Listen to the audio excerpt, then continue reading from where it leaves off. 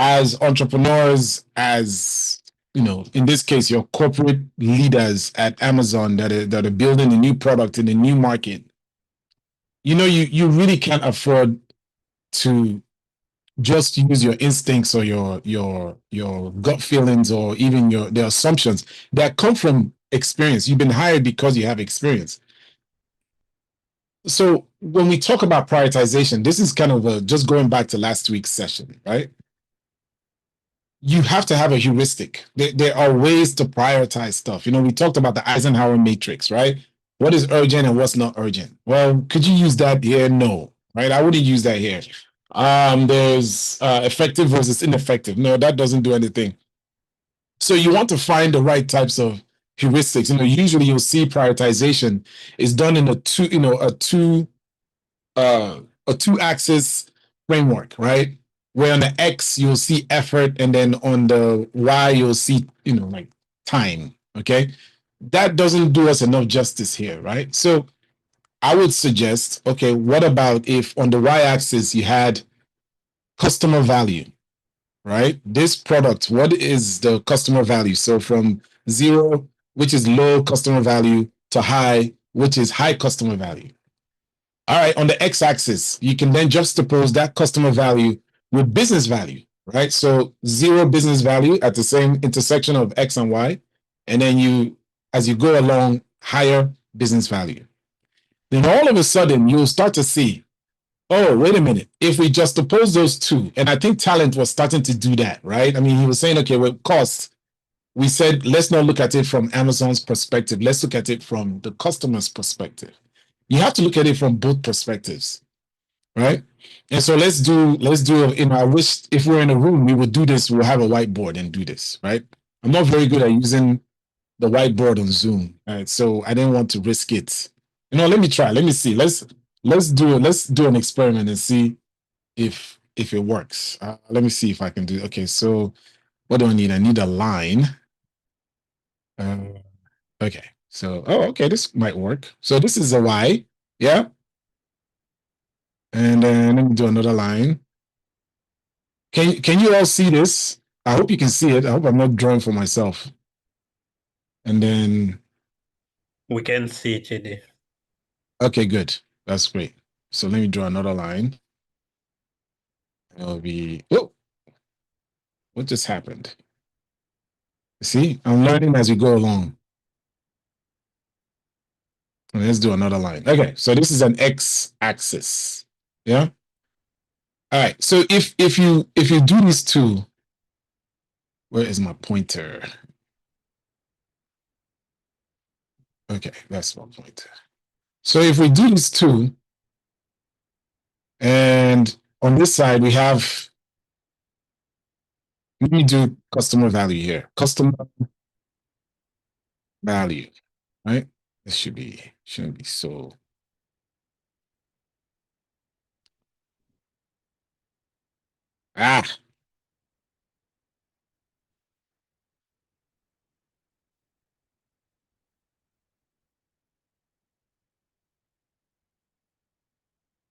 Okay, here we go. And I would like to make it smaller, but you know what? Let's not argue with anything. Just leave it. Okay. So then if we take this, and here we do business value, right?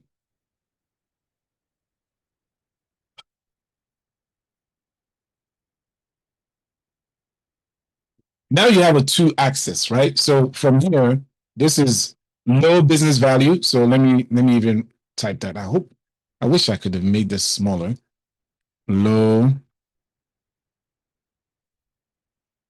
Select. So you do low here, right? So this is low. And then if I copy that,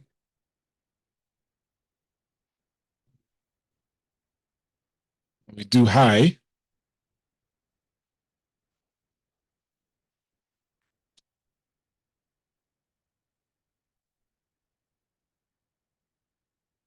And I copy this. All right. So you see, now you have, high customer value, low customer value, low business value, high business value. So now the question then becomes, okay, I have Tawanda in the room. I have Tejas in the room. I have talent in the room. And then what do? Wow, I think we just lost a whole bunch of people. Anyways, so what do? We can now talk about, let's prioritize everything. Let's talk about quality first. So let me ask you, Tawanda, Talent, Tejas, Diana, everybody, Celeste, Joseph, from Amazon's viewpoint, as from a business value standpoint, is quality is it high on their list as a priority or low? Where would you put quality for them? Anybody? You can even type it if you want, if you don't want to say anything. So let's say Q. Where would you put quality on the chart for business value for Amazon? I would put it very high. If it's a scale to 100, Quality. yeah. Very high. So it'll be here, right? Where? Like here or here? Where? Anybody, just tell me to stop so we can do this quickly. High? There. There. Okay. All right. What about from a customer standpoint? Do you think quality is high? Is that an issue? Like high quality, it must be high quality. How much of a priority is that for the customer? Anyone? I don't care if the same person just keeps talking. I'd say high. You say high, but how high? Is it very high? As in, I will not buy this product if it's not high quality. Or is it, you know what, it has to a certain There'd also be an threshold. expectation. There'd also be an expectation because it's Amazon. So, okay. An expectation because it's Amazon. All right. So does everybody agree with that? She's saying it should be high. Yeah? Yes? How do we feel? Diana? It can also be medium as long as it's cheap, because some of the customers. No. Don't talk about cheap. So don't bring up cheap, because if you do that now, you know what you're doing is you're starting to bring other factors. Just quality from Amazon's viewpoint and the customer's viewpoint. Quality. How important is it? Diana. With Diana, that is high. Is it very high, or is it extremely high, or is it low high? Which kind of high? Extremely high for me. Extremely high for you, Joseph. Okay. Oh. Anybody else before I take this thing off the charts? At least medium high. Medium high. It's a new market, right? Okay. Who else? Anybody? One more, so I can judge. Talk to me. Going once, going twice. I'll put it medium. I'll put it low high. To one that says low highs. Okay, so Joseph, what will happen is I'm going to put this here. Medium high. It's high for the business and it's high for the customer. Okay, so now we've got quality. That's where it's sitting. Oh yeah, next one. Let's talk about cost. From Amazon's standpoint, as a priority, as a concern, where would you put cost? Come on now, you guys are engaged. Don't get quiet. Like, again, just talk to me. Low. You think cost is low. Okay, I hear that. Who else? Anybody else? Yes, the cost is low for Amazon. Yeah, for medium, Amazon. For me. Medium. Medium. Okay. Who else? Anybody else? We're medium. Talk to me. Medium. Okay. Anybody else? I'm hearing more mediums. Medium. Okay, I'm going to stay with medium. What about from a customer standpoint? And now, Talent, this is where I'll now support you. What does cost? How important is cost to the customer? I think very important. Probably very high. Important. Very high. Anybody else disagree with that? Does anybody have a different opinion in terms of cost? Anybody? Yes. Okay, Tejas, go ahead. Okay, thank you. For me also, the cost is one of the issues for the business, especially for the customer. Cost is very important to consider. Okay. So it's a big priority. So it goes up. Let's make it up here. So that's cost. All right. Design. In terms of the design of the product, the experience, right? The user, the interface, the experience, how people make contact with this product. Where do you put it from an Amazon priority? Now, remember, Amazon does not play when it comes to the kinds of products they put out there, right? They deem this stuff to be very important to them, that people know that they are great, their products are very well designed and take into context the customer experience and also the supplier experience. So where do I put it? Very high, I think. For Amazon, eh? Okay. Anybody else? Anybody disagree? Anybody want to counter? Yeah, customer experience very high. Okay. All right. Very high. Who else? Anybody else on Amazon's the value of design?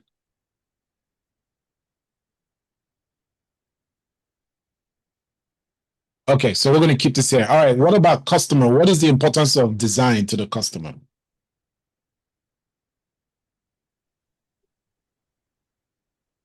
Maybe Like not that important, Chidi. I would say medium value. Okay, so talent is saying medium value. What else? Anybody else want to say anything about that? We are on Amazon very high. The design. You say you're very high. The design is important to you Yes. because you're on Yes. Amazon. Okay. You're on Amazon, yes. Okay, Joseph. Anybody want to counter Joseph on that? He's saying that because we're on Amazon. Remember, Joseph, we're not talking about quality. We're talking about design, right? So, what does anybody else have any comments on this right now in terms of design for customer?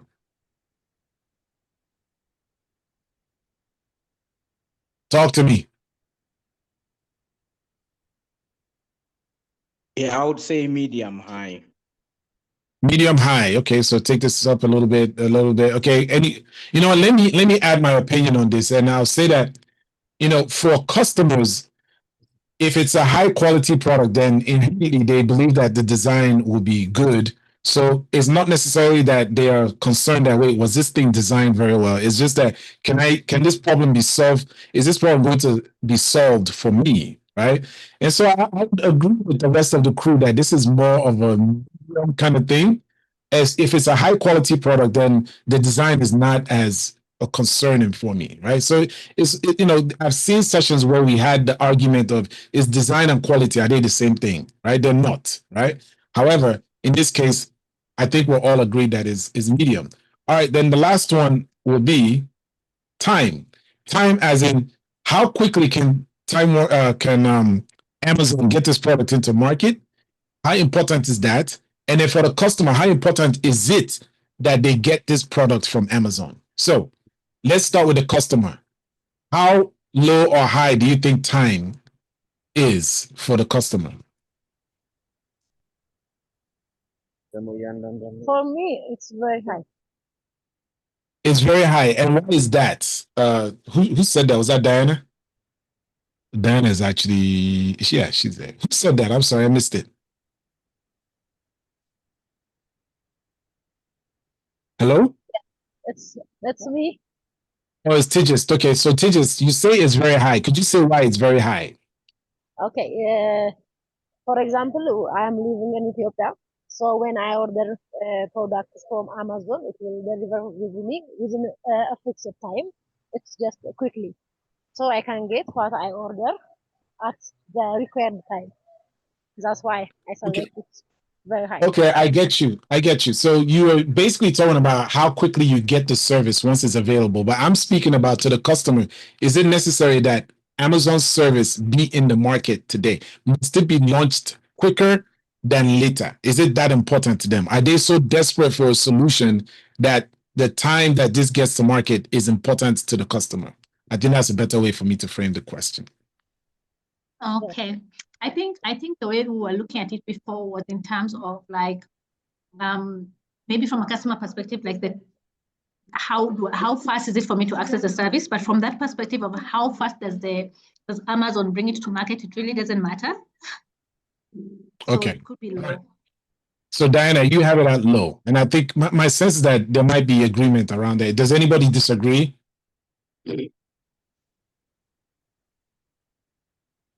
Celeste, go ahead. Did you have a comment?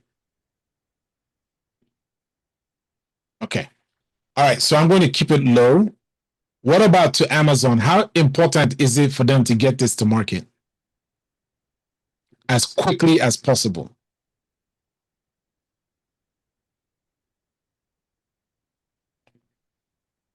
Anyone?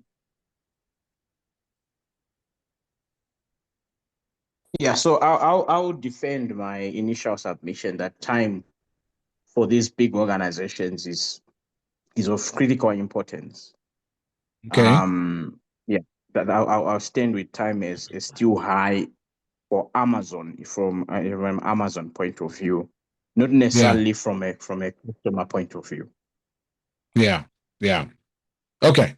So let me just drop this here. So now you see the exercise you just went through, and there's a reason why we spend so much time on this, because I want you to see that there's actually back of the envelope scientific methods that you can use to prioritize. Right? If you're in a room with your colleagues and you're trying to make a decision and decide against certain things, right? You see, now you can actually go to the CEO of Amazon Health and say, listen, we've had this conversation. We have some insights that we've used to do this, and based off of just the heuristic of customer value versus business value, we believe that quality and cost are the most important pieces right now for us to get into market in terms of priority. Right? It has to be a quality product, and it also has to be a product that is cost effective for the consumer and also for Amazon. Now, right behind it is design and time. Okay, so I think this is an important way to make sure that you are prioritizing properly. Right? I shared some tools last week. I want you to get better at using these tools to help you manage the main things that you are working on. Okay, I think that's critical for us to make sure that we are addressing. All right.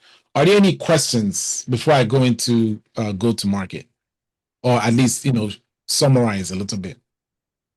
Any questions?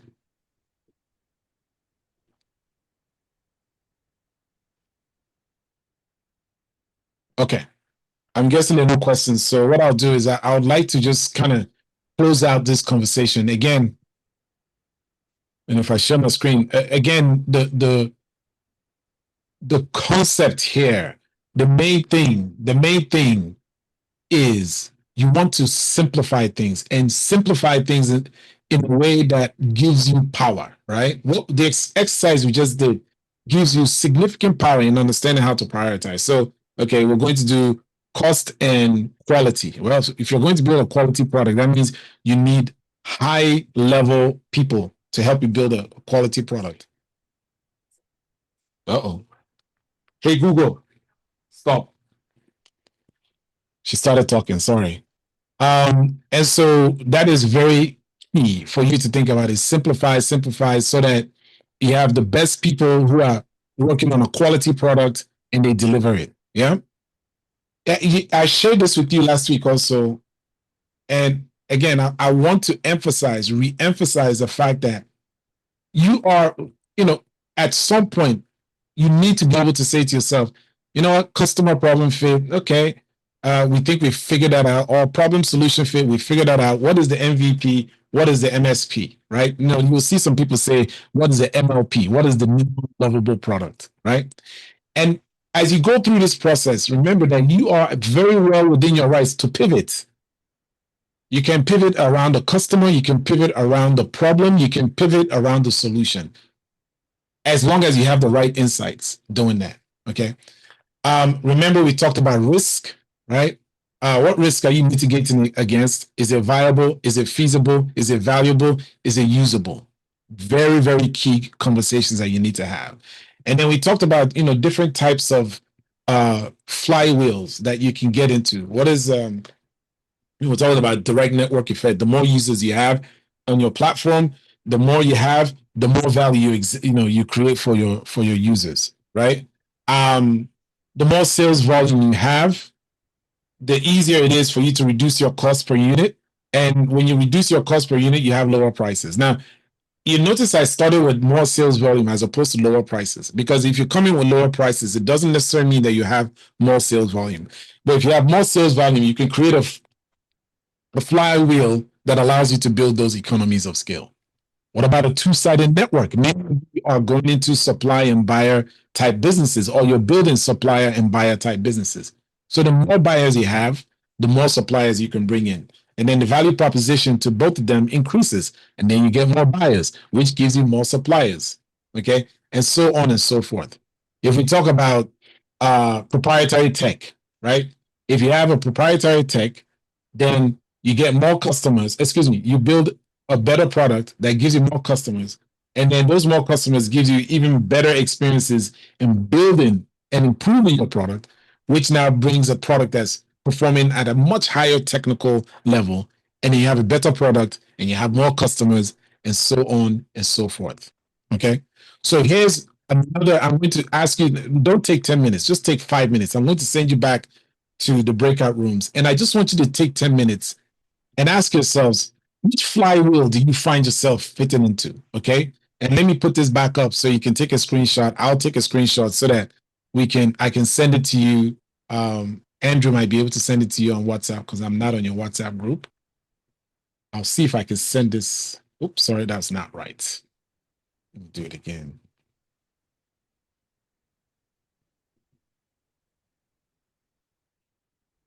Okay. So I'm going to send you the breakout rooms, and I will also let me put this in the chat right now so you can have it.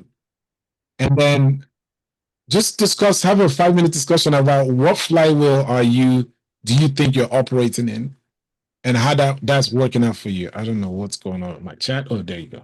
All right, so I'm going to put this document in there, and I'll send you to breakout rooms. So please just take it in there and then have a conversation about which one it is. All right. Okay. So I was going to say that we don't have to share our flywheels. What I want to do is get into go-to-market, not go-to-marketing, go-to-market. However, before we do that, I just want to say that, listen, the assumption here is that you are doing significant work when it comes to discovery. You have some assumptions that essentially you have to validate in order to say, okay, there's a problem here. We have a customer who has this problem, and we have a proposed solution that we think will work. And you're continuing to do that discovery. You're questioning, right? You're understanding the risks. You're making sure that you understand, how you evaluate, right, what you work on, the prioritization. And then now you understand that there's also understanding about what your flywheels will look like. So go-to-market is a very necessary conversation here, right? Where many of you have products in market, right? Many of you do. Many of you are still trying to figure it out. But what does go-to-market look like? And that is where we'll start our conversation today. All right. Let me get this going. So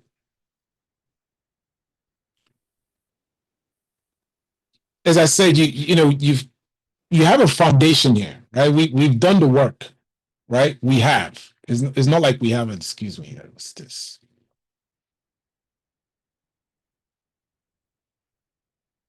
Okay. Get right back. Okay. So you've done the work. You've validated a problem. You have a proposed solution. It's already in market. I'm sure for many of you, you're already touching customers. You're already talking to people. You have your priorities. You know what not to do and what to do. And you have an understanding of your growth engine, which is your momentum building flywheel. The next conversation we have here is to start to get to a place where, how do you get and keep your customers? That's go to market, right? How do you get and keep them? And in the product management world, this is part of what we do. There was a time when you say, oh, give this to marketing, or you do this to customer acquisition team. No, product. As a product person, as an entrepreneur, this is at the top of your list, how to actually get and keep customers. And so last week we talked about, or in the preceding weeks before this one, we talked about, is this the right thing to build, right? The question we need to start asking is how, not wow. Excuse the slides, right? But how do we get people to buy this product and use this product? The best products out there do not win. Most times they don't win. It's a product that reaches a customer and solves the problem that wins. That's what we mean when we say the product that reaches customers best. It means that it solves the problem, it gets to them, and it has a value proposition, right? Many of you, we didn't talk about value proposition design, but what is your value proposition to the customer? And how do they get that value proposition? That's what we do. That's what go-to-market is about, right? So the discovery mindset is, does it solve the problem? Can you build it? Would a customer use it when they get it? Now we're flowing into a go-to-market mindset, which says, how are they going to find us? Why would they choose your product, right? As opposed to others? What would make them buy it today, right now? You offer it to them right now. There's a conference that I hope many of you would attend, especially those of you who are in East Africa. That I am part of the organizing team. Is called Inspire Africa Conference, and it is the premier product conference. We do a masterclass 13th and the 14th. Excuse me, 14th and the 15th. On the 16th, we do a big conference, and then on the 17th, we do a founders forum that I would encourage all of you to apply to so that you can attend if you're if you're able to go to Kigali, right? I know it's going to be right after the Lusaka trip, but I'm just, putting it out there. Now, why am I telling you this? We're selling tickets, right? We're selling tickets. And we're noticing that a lot of people are coming to the site, to the ticket arena, they'll look at it and they're dropping off. They're dropping off. And the question we're asking is why? Well, how do we make them buy the ticket now as opposed to later? Why are they dropping off? So that's go to market. You have to mitigate against those kinds of things. Yeah. So remember the flywheel. You just had a conversation about flywheels. That's your growth engine, right? Well, it doesn't start itself. It has to start somewhere. And go to market is where you determine that first somewhere. And many times it is who pushes first. You have your flywheel. It has to start. You have to build momentum, right? And push it. This is not a swing, though. Some people will say, oh, is it like a swing? No, it's not like a swing. Because when you push a swing, it goes back and forth. You do not want your business to be swinging. You want it to be a flywheel that is moving, right? So who's going to push first? Is your early adopters. Your early adopters, and how are you attacking your early adopters? Big question. Where are you going to find these early adopters? And what are you saying to them that will make them push? Right? So let me stop sharing and let's have this discussion. Again, I see we've lost people, so hopefully we have a good quorum of people that we can speak with. But I would be very curious to ask you, who do you consider, can anybody share who they consider is their first adopters? Who are the first adopters for your product? I'm sure you've thought about this. Who are they?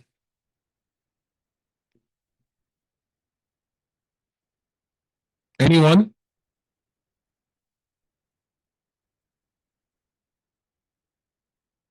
GD, if I got Yes, go your ahead. question, for us, Yes. we have a specific target market. There are totally 5.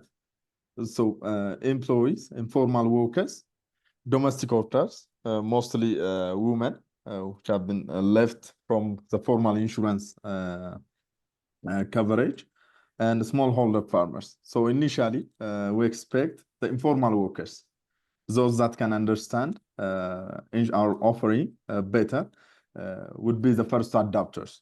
Then sequentially, it will go to the other ones. Most likely, the last adopter would be smallholder farmers.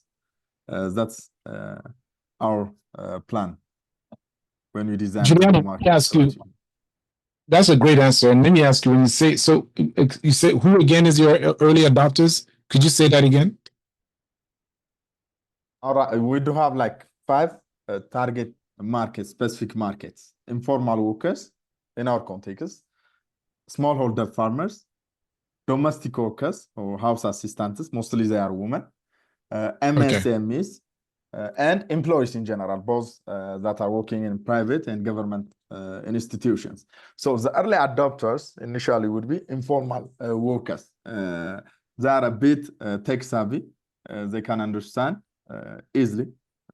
They can interpret the benefit.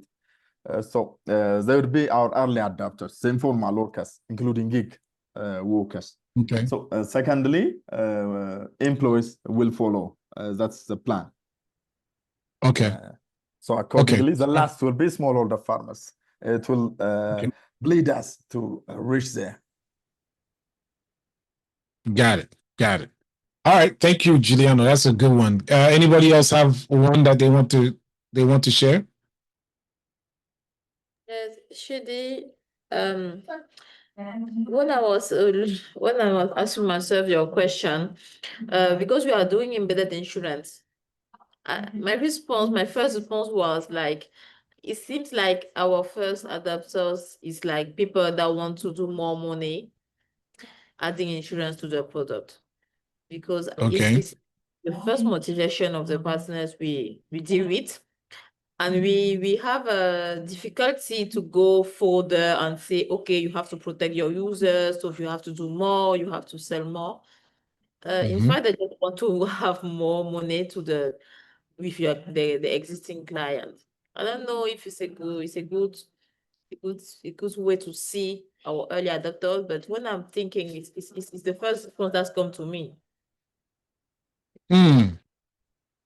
But okay, so, and who was speaking? I'm sorry, I missed that. I think that Virginie, was that you? Me. Okay. And I'm looking forward to talking to you and Joseph later. So let me respond to that by saying that early adopters, the way you see early adopters are people who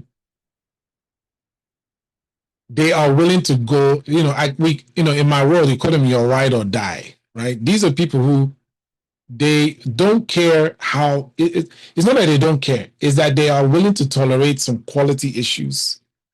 They're willing to tolerate some even technical issues, but they have bought into the value proposition that you've made to them. The value proposition is, compared to that other product, because you have this product, our product actually solves this problem that you have, and we solve it better than other people. And so, Virginie, the question I will ask you is, do you feel comfortable saying that these are folks that they are willing to ride through the development process with you? That's early adopters, right? Early adopters are not the ones that they pay you once and then they don't like what you did, then they run away. Think about products that you've bought. Yeah, they had technical issues, but you were willing to ride with them. Early adopters are very, very, very loyal. And that's what you're looking for. You don't want early adopters that are fickle, that they will abandon you like that. Okay? Because if you have early adopters that are fickle, they will destroy your business. So you don't want to deal with fickle early customers. You want to deal with people who are willing to go with you for a ride. Now, they won't go with you. Well, that's not true. Actually, there are customers who actually will go with you until the last breath because they really like what you have put in front of them in terms of a solution. Okay. So, Virginie, what is your response to that? How do you feel about what I just said? Yes, I understand what you are saying. I think that that's what we have when we have contact with the sometimes claims, the people that have used our product via our partners, the final customers. But my question is like, which are the thing that you say, okay, how can you say that people, don't care about the, you know, the quality. For me, it's like where they buy in the beginning, they trust your value. And maybe I'm talking about our partners. Okay, they want to do business with you, but when I'm seeing, I cannot describe, you know, the type, but we have this kind of people that are partners, like they go with us and they want to you know, they want to work with us, and they are the partners, the first partners we had. But I cannot now say why they follow us. Yeah, well, but you have to be able to say that, Virginie. If you can't say that, that means you're not talking to them. That means you're not understanding them. You know, you know, when you have a customer, you're not just far away. Just okay, I have a customer. No, so listen. Early adopters are your first customers that get. You know what? I call it concierge treatment. You know, like when you go to a high-end hotel, they pick up your suitcase. They, you know, take you to registration. They give you a glass of champagne. Excuse me, sir. You know, welcome. Oh, you are elite status. Oh, okay. You know what? We'll check you in. Oh, yes, sir. You're checked in. Now we'll take your bag to your room. You go to your room. There's something on your bed. That's called concierge service. And you know what? Your early adopters are the ones that get that service. Why? Because you're testing things on them. They should feel like, okay, we are the ones that helped this product become what it, especially when you do blow up, and I mean when you become a big product, those are the ones that are willing to say I was there from the beginning. You know, social media platforms. There's some social media platforms that have what back in the day they used to have these users who were the ones that would manage the community. They didn't get paid or they didn't get anything. What they'll do is they'll just step up, and they're the ones that are making sure that, you know, content is the proper thing. That they're making sure that the site looks good. Why? Because they were early adopters. So early adopters in this case these are the folks who, when you speak to them, they just based off of what you said to them, there's little that you offered them. They're like, okay, we buy into your vision, right? And we buy into your vision. We know that this is a product that is getting better and better, but we buy into your vision, right? Those are very important customers to have. And if you don't have those, danger. Watch for the danger. No, I understand. No, we have this kind of people, but I cannot classify her. I can, you know, you have both insurers, we have both microfinances, mobility tech. That I understand what you are saying, but yes, we have it. I think what you say is about where do I talk to them, you know, to identify why. But I think it's something why, like the vision, the you know, it's people that has tried before insurance, but today they are seeing like wow in what we are doing, and they say, okay, we will try again. I think yeah, that's simple, because we never heard about insurance like this, because yes, we have different option of, you know, embedded in your business, you know, taking care of your business. I think yes, we have. They are not much than we want, but yes, we have like this kind of partners. Yeah, that's fine. And you know, look, you could have one. You know, let me tell you, you know, I've seen businesses that have used one early adopter to build out their value proposition, to understand how to go to market. When I say one customer, I mean the B2B side, right? Because you can't survive on just one individual customer if you're on the B2C, excuse me, on the B2C. Yes. So, you know, that is something to think about. So, okay, so that's the early adopter conversation, right? Okay, but where do you find them? That's another piece. Where? In what channels do you need to build in order to find these early adopters, but ultimately your customers, right? So I know some of you have done business model canvases and you've done all kinds of lean canvases, and they ask you, what channels are you using to get to your customer? Very critical piece too. What channels?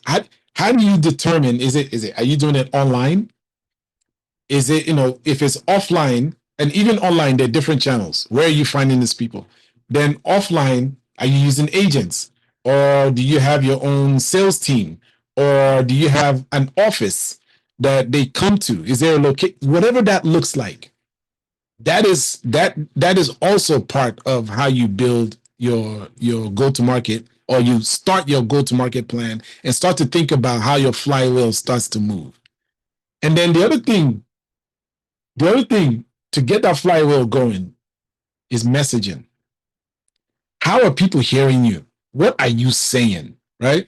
Because listen, I wish I had more examples, but again, we're running out of time. But there's some video examples where you will see companies will not even mention their product.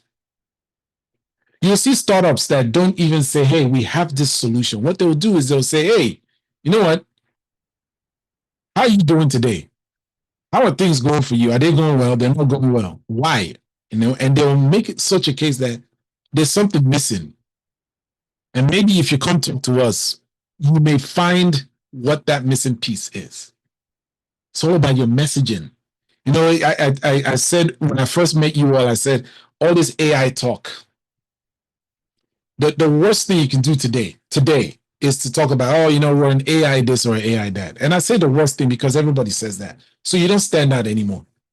So if I'm somebody that's looking for a solution and you say AI, you're not impressing me, right? But if you say, hey, you know what? Whenever you travel, I'm about to travel in about 4 days. I need to buy some travel insurance, right? And if the messaging is, you know what, Chidi, we're already in your calendar. We know that you're traveling. We have already initiated, we've already done some research. Here are 4 travel insurance options that you have. Oh, not only are you getting me travel insurance, but you're saving me the time of doing research on which travel insurance to get. That is messaging. That's go-to-market. Those are the kinds of things that, your discovery helps you find out, and then you push it and you see how it works. Okay, go-to-market is like highest level. It's like market discovery. That's what I like to call it, right? Market discovery. Okay. All right. So we've talked about this. Now what?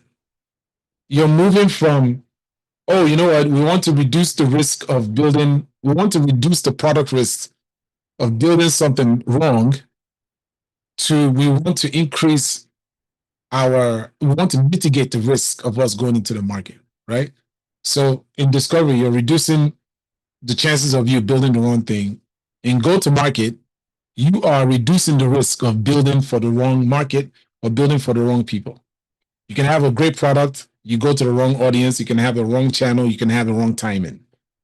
Let me ask a question. This is a good one. I always love asking this question. And I know many of you have heard this riddle. So let's talk about this. If a tree, there's this big forest, there's nobody in the forest. If a tree falls in that forest and nobody is there to see the tree fall, did the tree fall? Let me ask the question again.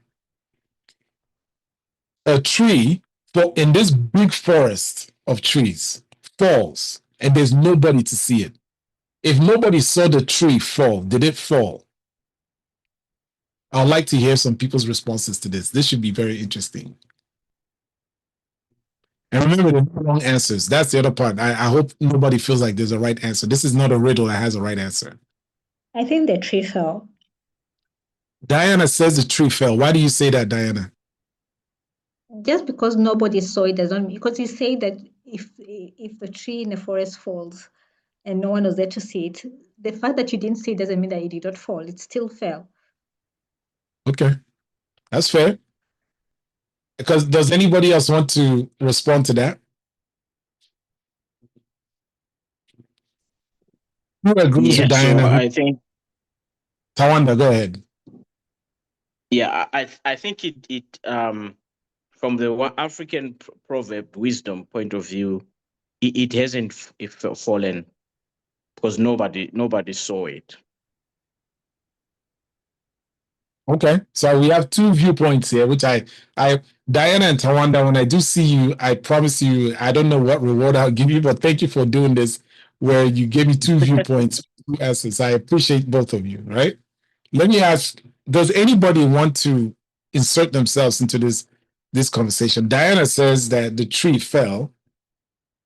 Tawanda is like, look, if I put my wisdom hats, African sage hats on, if nobody saw it, then it didn't fall. Does anybody want to have a conversation in between those?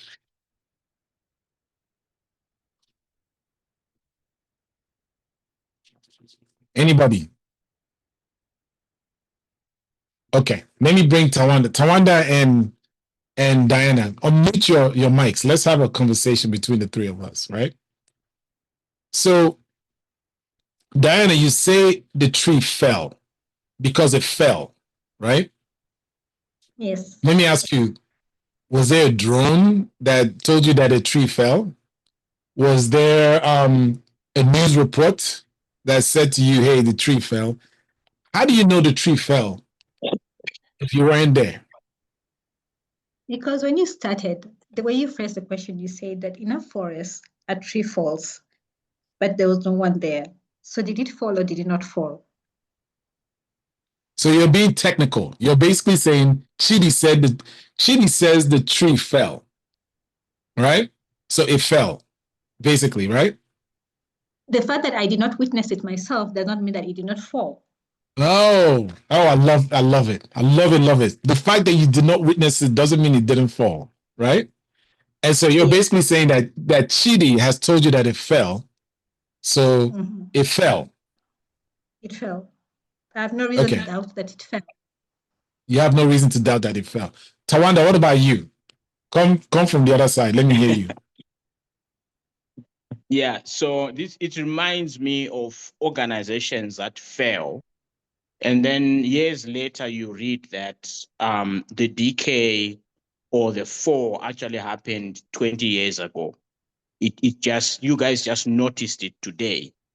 So it is from that perspective where I think sometimes you don't necessarily realize that you've actually fallen, just because the perception is that that tree is still up. And sometimes the perception and when people then conclude that this tree has actually fallen, it might actually be regenerating itself. So it doesn't necessarily mean that this tree is fallen. And there are other offshoots that are there. It's typical of, for example, if a king dies, in most cases, is not declared dead on the day that he dies. It's actually declared, after some rounds of diplomacy and all. So that's how I'm viewing that. That sometimes, it's not really in the event that this thing happens that we say, oh, this tree has actually fallen. It's perhaps the realization that it is not yet done until it's actually done.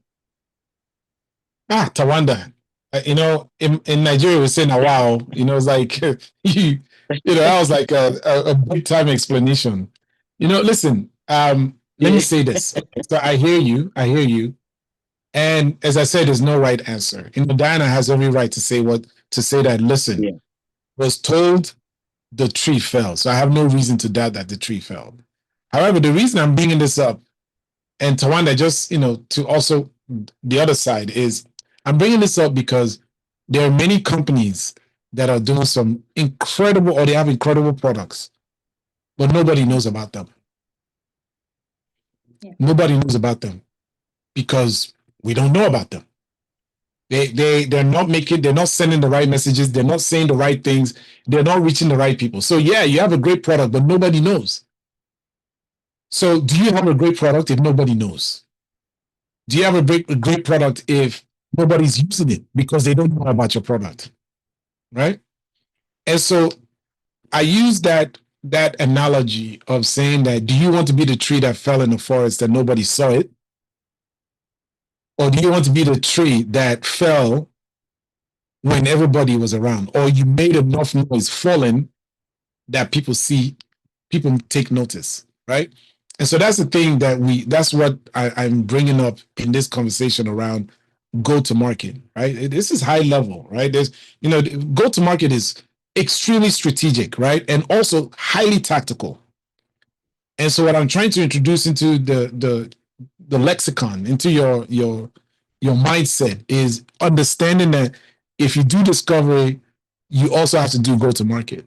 Look, what is go to market? Let me explain that. What is go to market? Is the bridge between products, like building product and building revenue. And it answers the questions of, okay, who are the people who needs this most? Yes, you did discovery and but now you have to prove it. Like in terms of the market, using it and your flywheel starting to move. Again, the channel is where are you going to find these people who have the problem the most? How are you going to reach them? What are you going to say? Right? Again, this conversation around the tree falling.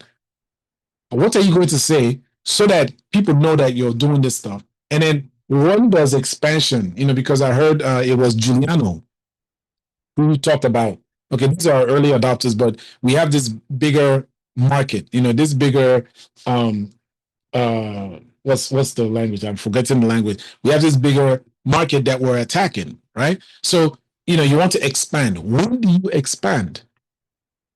Okay. So that's what go-to-market is. Go-to-market, I want you to all think about go-to-market as an extension of your discovery and delivery work. You've discovered, you've delivered, now you need to go to market to now play the game. Okay?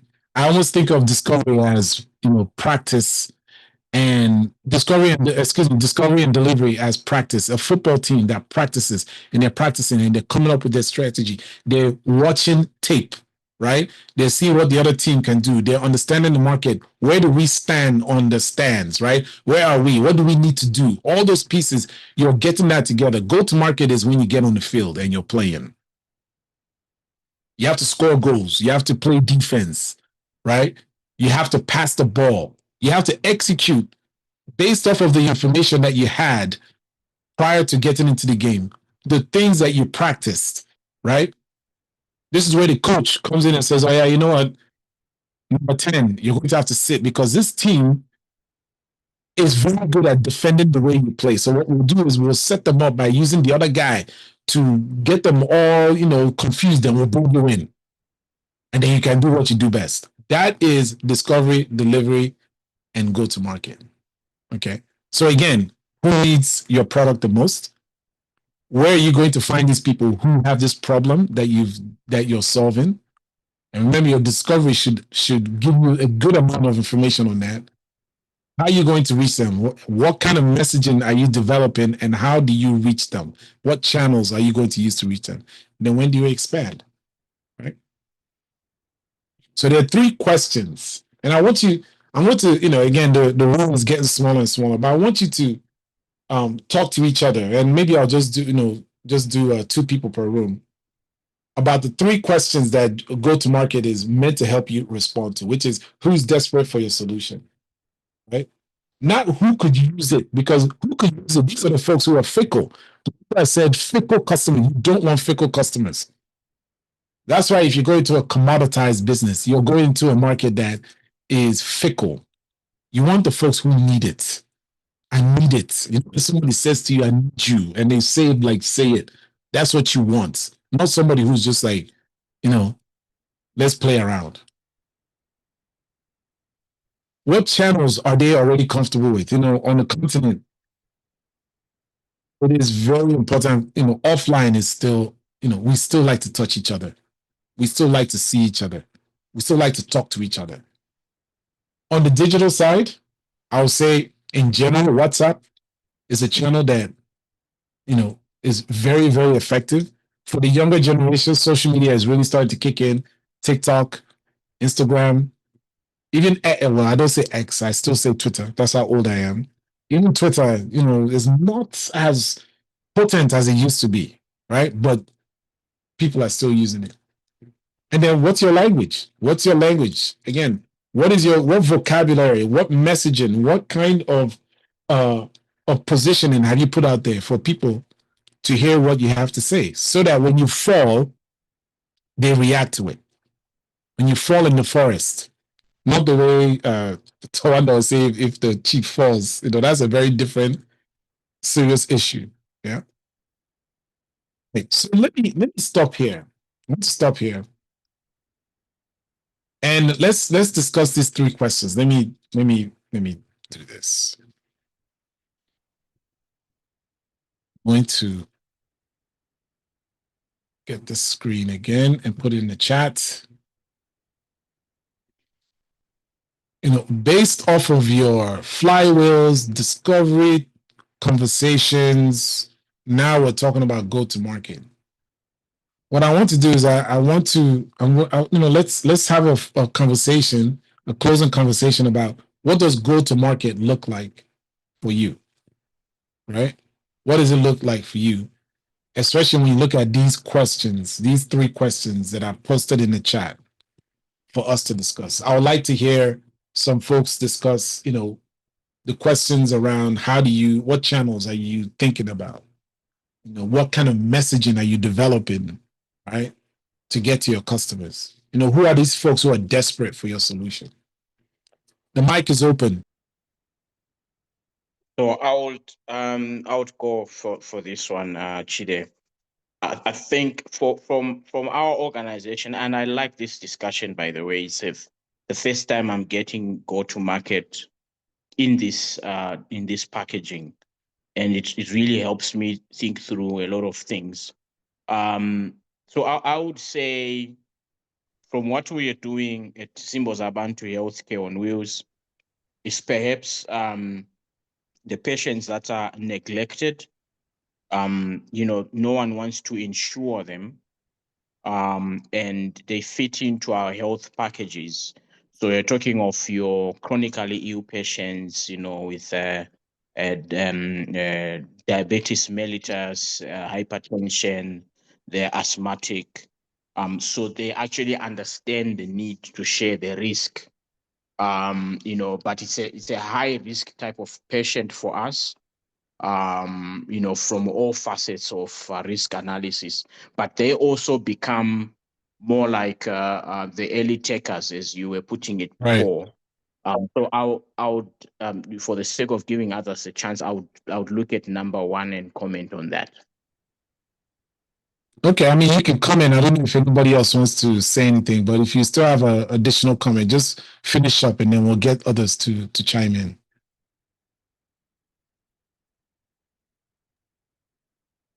Yeah, so it will be interesting. I want to marry this next point to the exercise we started with. If at all you have more information about Amazon,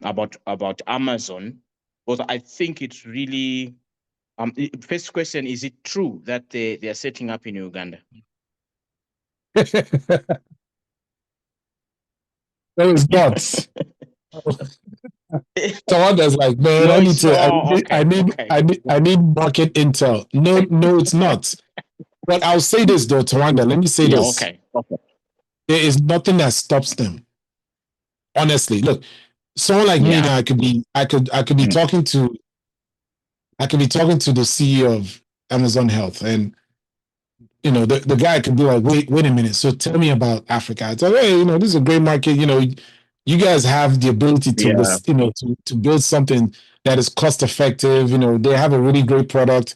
It doesn't mean that it work in the US, but if you bring a team and make sure that they understand the local nuances and maybe it could work. But the problem is that Amazon is not interested in. They're not the problem.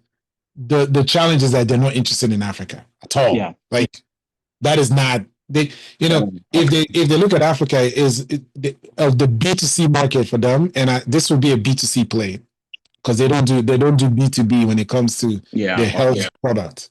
Yeah, but they're not coming to Uganda. So please don't go and announce it now and I get into trouble. I was excited. So what channel do they use already, or do they already trust? So in our case, I see a lot of community-centered mobilization going on. So this is your typical funeral or what they call burial societies, Yeah. where there are a group of 10, 15, 20 that are already doing something based on their religion or based on their tribe or based on their, so that's the channel that we're not really creating anything new.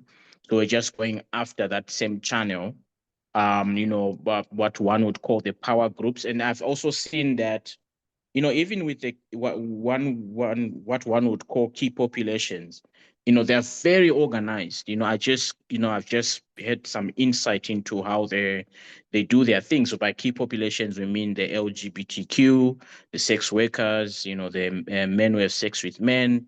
So those guys, they do have their own channels that are existing. They have their own ways to support each other. So I would say, going after existing channels that are already there. And for us, the words that make them act. Yeah, we're still struggling with this one to define it, to be honest, because it seems like in Africa, people are afraid of death, and not having, a surety that someone is going to bury them in a decent way, rather than managing their health whilst they are still alive. So for us, we then use buzzwords like you can actually beat this disease. You don't have to die from this disease. It's actually manageable, and there's a lot of misinformation out there.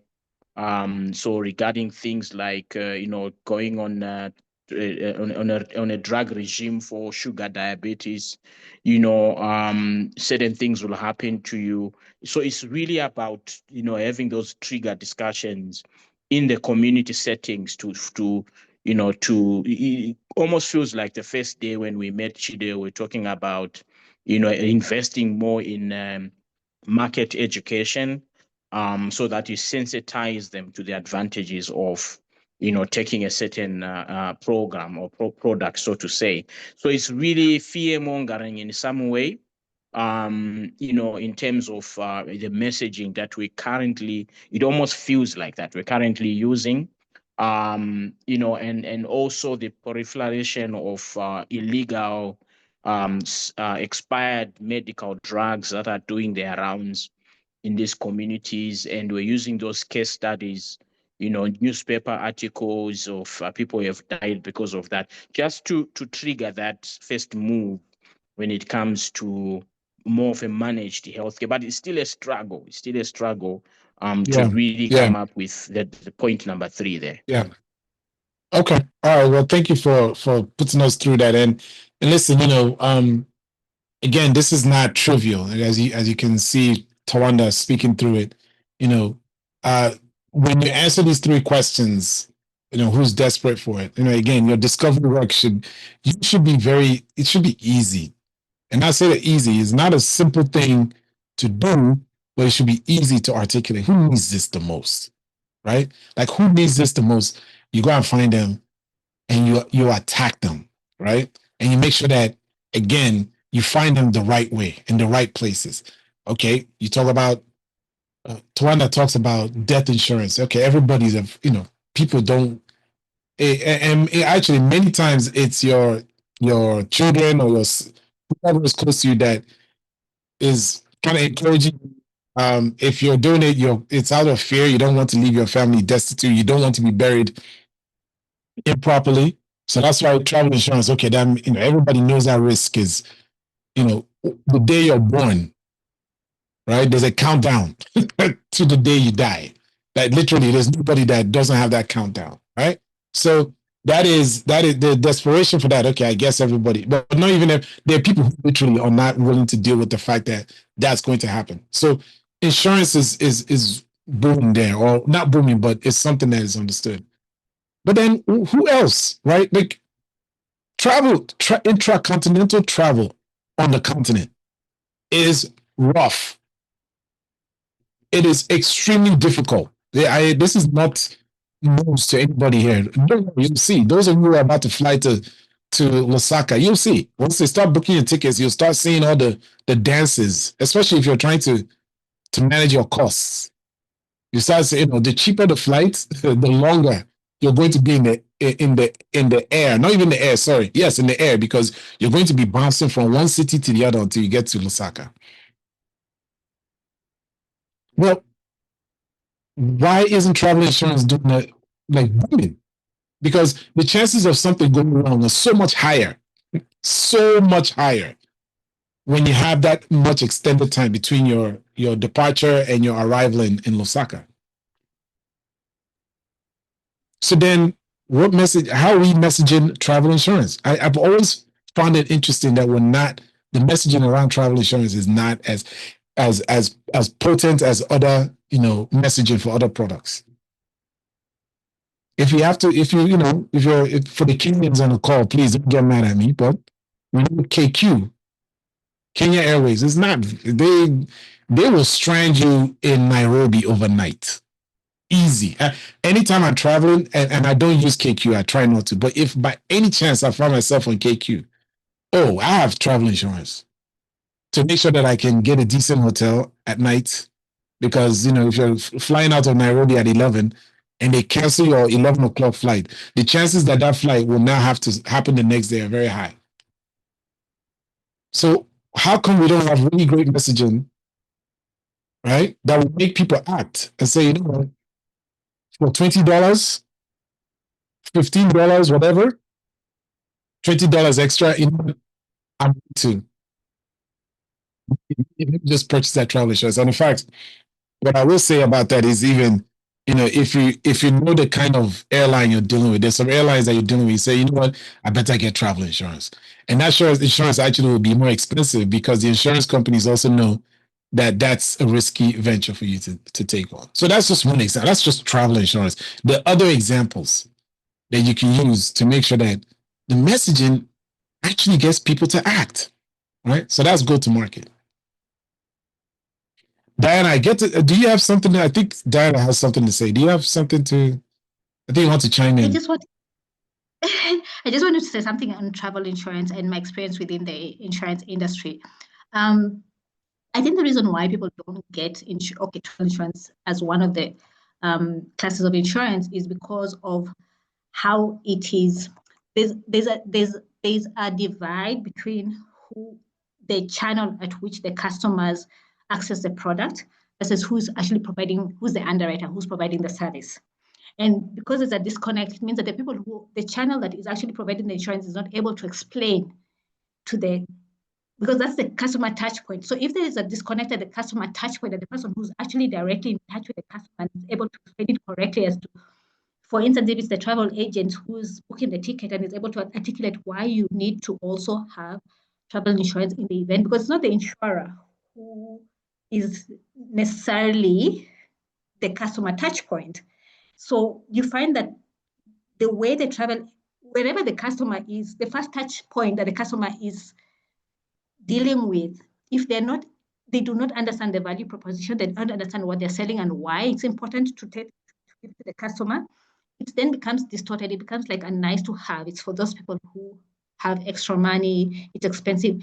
That's why you start hearing all those things, not because they have been told it's expensive, they don't even know how much it costs. Like you said, it can be $15, but because there's no one who is carrying the product, who is able to speak to the client in a way that they understand why they require it in the first place.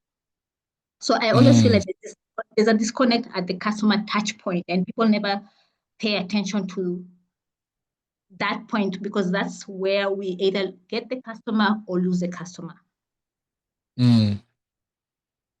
Okay, that's great perspective. And again, you're saying touch point, which is again part of the channel strategy and also the messaging strategy. When you're buying travel insurance, many times it's at the end of you buying a ticket or buying a hotel room.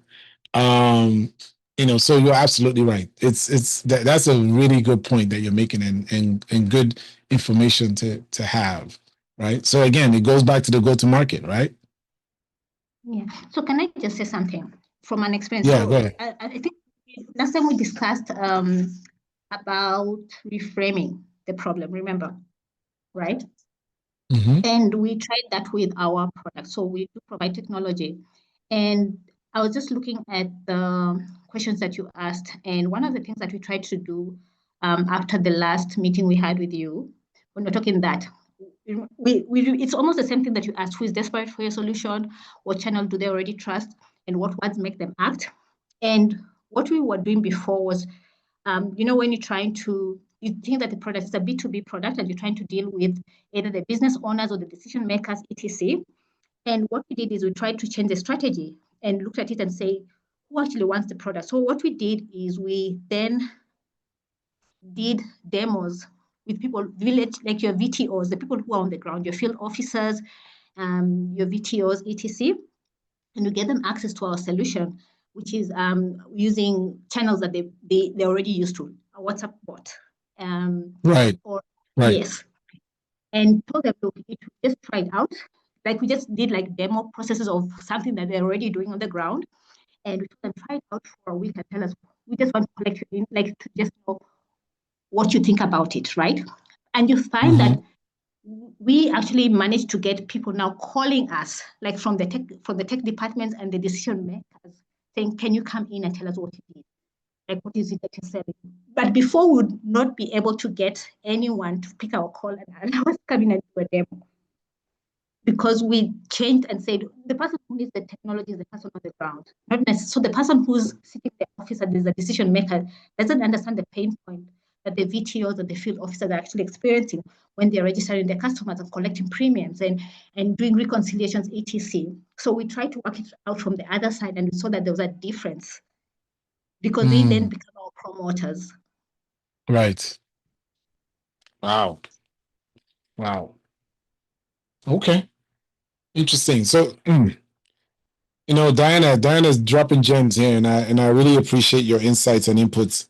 As we close out our session, I think go to market is something that I hope as we talk, and the next session that we'll get into what we call game metrics, or the game framework, which is really around metrics, but it's not just metrics. Is what goals do you have for your customers, right, or for your users? What actions do you want them to take on, and then how do you measure those actions? So that's how you design your metrics that give you quantitative insights as to whether your customer acquisition, customer activation is working. Yeah. And so I think this is a great session again, and I set it up so that we kind of flowed from last week to this week. I didn't want to just abruptly go to market. That's why we had the conversation around our flywheels, and we did the risk, the prioritization exercise at the beginning, so that you can also see how prioritization is not just something you talk about. You actually want to make sure you have the right types of tools to help you do those prioritizations. Okay. So great session. Thank you very much, everyone, for being here. Andrew, I will hand over to you. I don't know if there's anything else you want to discuss before we. So Chidi, before you go, 2 questions on the Amazon. I think I missed how you would prioritize that. I don't know, maybe I just missed it. Secondly, I wanted to. I'm digressing a little bit. So we being in this group as early stage companies. I don't know what's the effect on how Bima Lab and this investment portfolio sees us. But I don't want us to be seen any different from the mature kind of organizations that probably are there. So I would really want you to also maybe express it to the Bima Lab team that it's quite a mature a lot of guys that are here.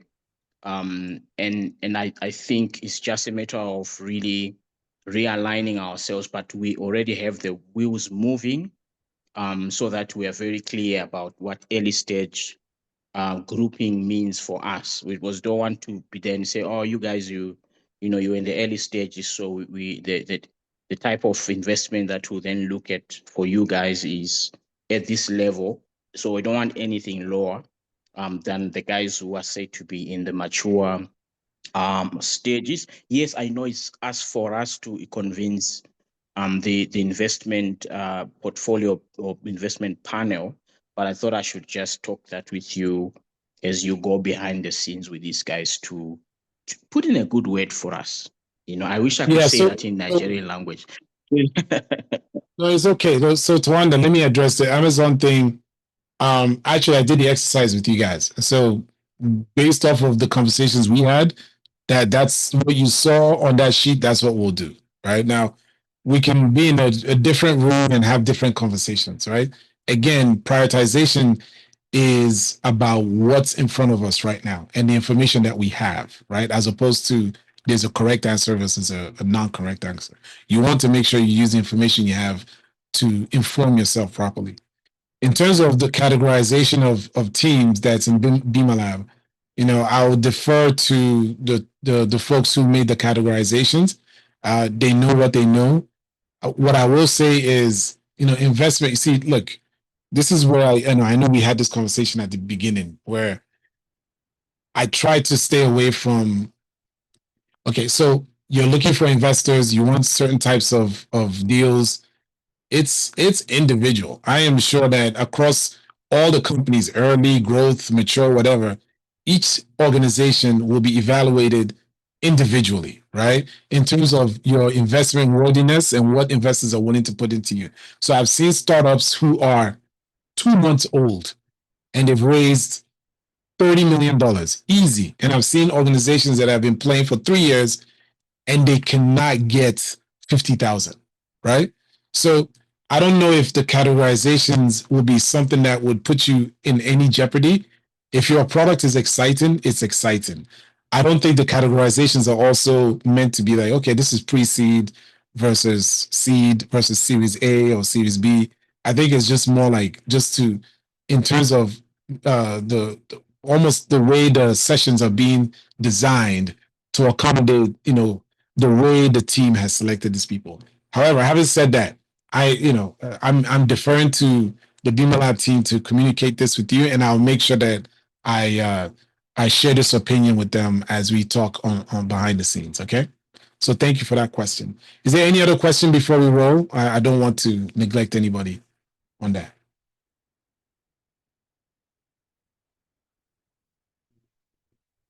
Okay. All right, Andrew. I think we're good. Yeah.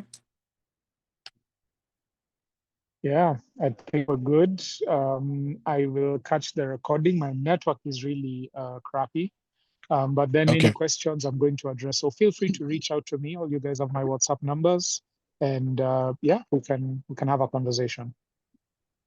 Okay. All right, y'all. Thank you very much. A pleasure as always. All right. Bye. Thanks, Chidi.